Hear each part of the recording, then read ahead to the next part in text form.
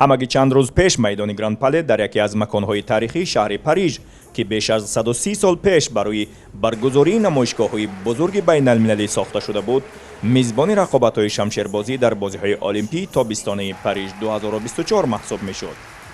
аммо ҳамакнун майдони набарди он аз майдони шамшербозӣ ки то 4 ҷуфт дар он нерӯсанҷӣ мекарданд ба майдони нерӯсанҷиҳои таеквондо табдил шудааст.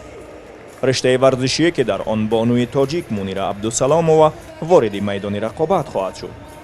дар ин майдон ҳамакнун нерӯсанҷиҳои таеквондо оғоз шуда чандин нафар соҳиби медал гардиданд.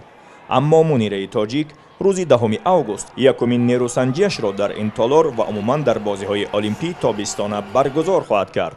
ҳангоми сабти ин гузориш Мунира Абдусаломова бо ҳамроҳи мураббии худ аз Корея дар ҳоли баргузории тамрин дар толори мусобиқа буданд ки ба ҷуз табибон ва худи варзишгарону мураббиёнашон ҳеҷ нафари дигар аз ҷумла хабарнигорон иҷозаи вуруд ба макони тамринҳоро надоранд.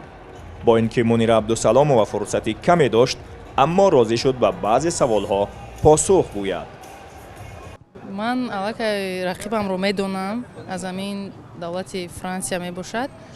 ба ман фарқе надорад. бисёриҳо мегӯянд ки он дар Олимпиадаи Токио 2020 он сазовори ҷои сеюм шудааст, медали биринҷӣ ба даст овардааст. лекин барои ман фарқе надорад ки он чӣ медал дорад ё ки надорад. дар Китой ҳам ман барои роҳхат гирифтан дар он ҷо бо ҳарифи қазоқ ҳам мубориза бурдам. Он ҷо ҳам мухлисон хеле зиёд буданд. аллакай барои ман фарқе набуд.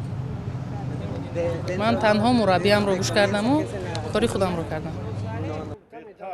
зимнан пас аз мусоҳиба Мунира Абдусаломова роҳнамоӣ ва машваратҳои қаҳрамони олимпӣ Дилшод Назаровро дарёфт кард ки умедворем дар муқобили варзишгарбонуи кишвари мизбон ин роҳнамоиҳо барои варзишгарбонуи тоҷик судманд ва роҳкушо хоҳанд буд.